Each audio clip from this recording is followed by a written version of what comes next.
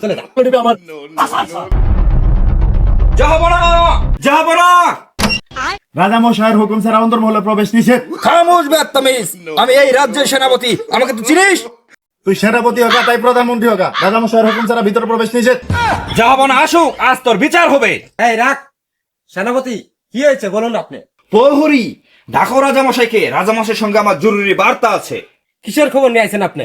প্রহরী, রাজামশাইয়ের সঙ্গে আমার রাজ্যের ক্রিকেট খেলা নিয়ে কিছু কথা আছে। ক্রিকেট খেলা তোরা দেখি না, যা যা দূর হয়ে যা। এই তো একটা বিড়ি খায় চলে যা। প্রহরী, তোরও আজকে বিচার হবে। রাজামশাই আসুক, রাজামশাই।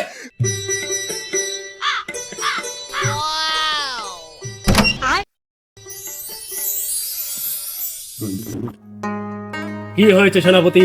আরে রাজামশাই, আপনি কি জানেন বাংলাদেশ পাকিস্তানের সঙ্গে 135 রান করতে পারেনি? যদি 135 রান করতে পারতো তাহলে বাংলাদেশ ফাইনাল খেলতো। ক্রিকেট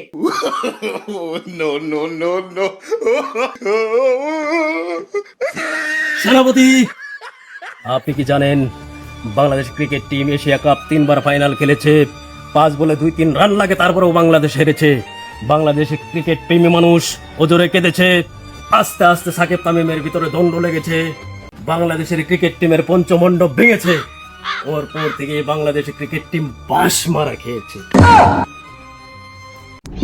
সেনাপতি, এরপরেও যদি বাংলাদেশ ক্রিকেট টিম এশিয়া কাপের আশা করে আজ অথবা কাল, তাহলে আমার রাজ্যের লোক তুলে নেবে আমার পাশার ছাপ।